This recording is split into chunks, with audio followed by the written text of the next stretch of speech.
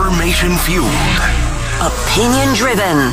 This is Nashville's Morning News with Dan Mandis. And so, my fellow Americans, We talk news. 7:07. Nashville's Morning News on Super Talk 99.7 WTN. The headline from the Daily Mail: Iran's leader cannot continue to exist. Is Vladimir Putin and Xi Jinping from China urging Donald Trump not to join the conflict. So this, it's like every hour this is escalating. The president weighed in. Apparently CNN is reporting that President Trump has said that he has reviewed all the plans. He is holding off for now, and I played some audio for you earlier where the president says, I could change my mind at any time. And so overnight, if you didn't hear Jones Newscast, if you're just joining us, just very quickly, Iran has hit a hospital and direct hits. Iran has hit a hospital in Israel and also a high-rise apartment building. And Israel continues to target military and nuclear sites. And so they're trading bombs, and this is going to be going on for quite some time. I think everybody seems to agree that they don't want Iran to have a nuclear weapon. It's how we ultimately come to that goal. Either we're going to supply them with a bunker buster bomb one way or another. Speaking to Congressman Tim Burchett earlier, and he said, well, you know what? We can sell them the airplane and the bomb for $1 and Israel can do it, or we can do it ourselves. Nobody really knows what President Trump is going to do. And that's the whole point. That's the whole point. He was asked the question yesterday. Listen to this. Donald Trump. Whether you are moving closer or you believe the U.S. is moving closer to striking Iranian nuclear facilities. Where's your mindset on that? I can't say that, right? You don't seriously think I'm going to answer that question. Will you strike the Iranian nuclear component? And what time exactly, sir? Sir, would you strike it? Would you please inform us so we can be there and watch? Yeah, and he's, they're putting up the new flags, and he's got construction workers behind him, and everybody's laughing at the question. But apparently this came down last night. Bloomberg reports it could come in the next couple of days. But again, you now have CNN reporting that Donald Trump is holding off for now. But the attack that was being considered, stealth bombers that do include a 30,000-pound bunker buster on their nuclear sites. And again, Trump isn't saying anything for obvious reasons. You don't know that I'm going to even do it. You don't know. I may do it. I may not do it. Nobody knows what I'm going to do. I can tell you this, that Iran's got a lot of trouble, and they want to negotiate. And I said, why didn't you negotiate with me before? All this death and destruction. Why didn't you negotiate? I said to the people, why didn't you negotiate with me 2 weeks ago? You could have done fine.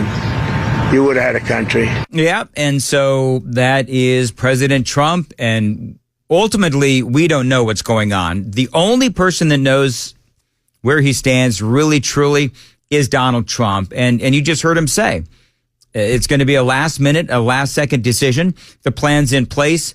When we decide to do whatever it is that we're going to do, well, we're going to do it on our time, and I'm going to make that decision when the time comes. He's not going to make the decision, 48 hours in advance. It's going to be, go time whenever President Trump decides that it is go time. And the question is, how exactly do we ultimately get that bunker buster, 30-pound bomb in the air? Who flies it? Is it us? Is it Israel? Are we giving them the plane and the bomb? Those are all things that are clearly being spoken about before, and that's going to continue to be a conversation. If Iran comes after us, what's going to happen? And how will that happen? There's two things that are going to happen. It'll be either a cyber attack or a sleeper cell already in our country, courtesy of Joe Biden. The sneak attack, they say, Iran could use on America. Urgent warning, the headline reads, as war threatens to spiral out of control. The worry of cyber attacks right now, just so you know, friends, is at an all-time high. Remember, Iran, and we've talked about this for years, they are very, very good, expert-like, in the fact that they are really good at cyber attacks. As a matter of fact, the story goes that they've already planted malware, and it's only a matter of time before they go and they try to take out banks and governments and hospitals, oil pipelines, and Lord help us, our power grid. So that is one situation that we have to watch out for. And by the way, don't think for a second that President Trump, he's got to look 2 or 3 moves ahead.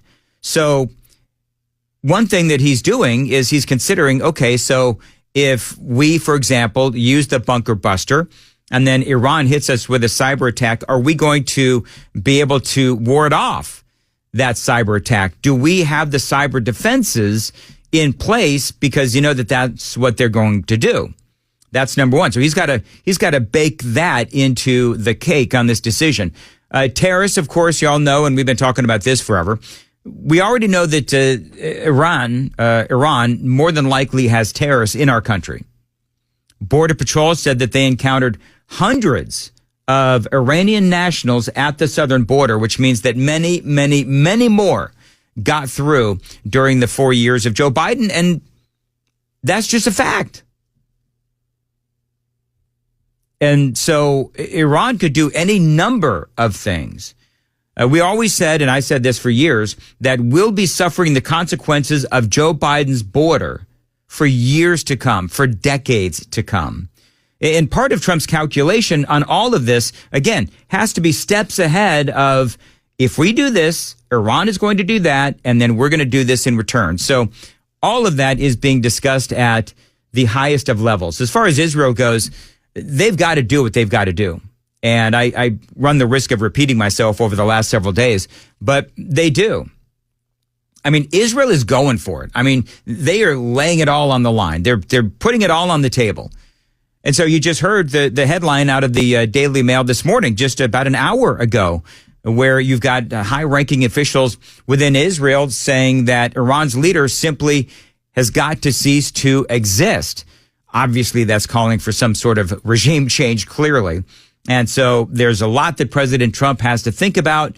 And as I said in my opening monologue at 5 o'clock, I trust the guy, Donald Trump, I trust the guy who doesn't want this war. I know you don't trust Lindsey Graham either. I don't trust Lindsey Graham. Really, to be perfectly honest, the only guy that I do trust in all of this is Donald Trump. Because he has been saying for 10 years that he doesn't want a war and that Iran should not have a nuclear weapon. So I trust the guy who doesn't want a war to keep us out of a war. Depending on how that happens, you know, we'll have to see how the president decides to do that to keep us out of a war. Because remember, just because we strike utilizing that bunker buster doesn't mean that everybody else is going to start jumping in, like Pakistan or India or China or Russia. But these are very legit concerns. And let's also not forget that, you know, talking about Xi Jinping and Vladimir Putin, well, Iran, they have relationships with both of those countries. And as a matter of fact, China buys a whole bunch of oil from Iran, and Russia sells them a lot of arms and munitions and planes and tanks and that kind of thing. So, yeah, this is a big old chess match that President Trump is trying to play. It is 7:15.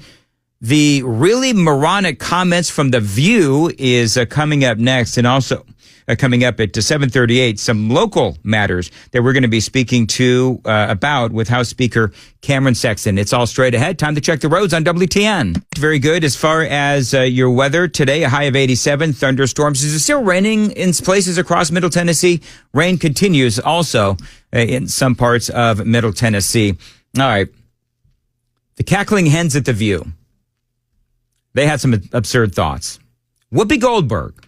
They started talking about Iran, of course, and Whoopi Goldberg, she felt the need to defend Iran by bringing up how bad she thought America is. I kid you not. Listen to this. and it's slow. But let's just remember too, the Iranians literally throw gay people off of buildings. They don't adhere to basic human rights. Listen, here's the thing. Let's not do that, because if we start with that, we have been known in this country to tie gay folks to the car. Where the Iranian regime is today in 2025 is nothing compared to the United States. Keep hanging black people. So it is not even the same. I couldn't step foot during this. Wait. That's not what you mean to say. Oh my Lord. Well, it's hard to hear because there's so much back and forth. Cackling. So, otherwise known as cackling. She brings up the Civil War, where we tore our country apart over slavery, to stop slavery. Oh, and by the way, it was back 164 years ago when the Civil War began, and we were able to put our country back together again. But how she's bringing this up is beyond me. She also brought up a couple of incidents where gay men were tied to the back of a car. Both cases were prosecuted, widely, obviously condemned. And by the way, both cases were years ago. Do you know what Iran currently does with gay folks? Somebody please tell this to Whoopi Goldberg. They imposed the death penalty. Now, this is the Iranian government. This isn't just, people that randomly decide to commit deadly crimes, which is horrific. This is what the government of Iran currently does with gay folks. Somebody please tell this to cackling Whoopi Goldberg. They imposed the death penalty. Gay men are executed in Iran. Gay women, you know what happens with gay women? They get 100 lashes. They can ultimately be given the death penalty if they continue being gay. I'm not sure if I should say this next one, but I will, because this is important. Somebody please tell Whoopi Goldberg that in Iran, they impose forced anal examinations, forced conversion therapy, surveillance of those suspected of being gay.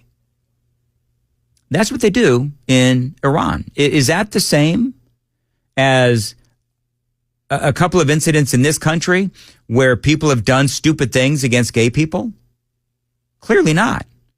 Now, I'm not excusing what happened in those incidents where gay men were killed, but what I'm telling you is that there's a big difference between what happens here and what happened here and what Iran does on a daily basis as part of their policy. Remember back in 2022? Remember that big story, a 16-year-old protester in Iran protesting for the rights of gay folks in that country, killed by security forces. Yet, astonishingly, Whoopi Goldberg says that life in America, if you're black, is just as bad as living in Iran. I am saying that it is the same. Murdering someone for their difference is not good, whoever does it. It's not good. So that's why I said you weren't saying what I heard was not what you meant. I think it's very different to live in the United States in 2025 than it is to live in Iran. Not if you're black. Not for everybody. Not if you're black. Guys, don't go to Iran. Do not anyone at this table. So I want to make sure that we got this right. So Whoopi Goldberg says that if you're black, life is just as bad for you here in America as it is in Iran. That's what she just said. Now, I'm scratching my head on that one because, on The View, you've got two black women. Here in America, we had a black president. And so could that happen in Iran? And you can hear, by the way, Sunny Hostin back there supporting Whoopi on all of this. And it's like, wow. An incredibly successful actress, black, and another highly acclaimed attorney, black. You can do anything you want in America.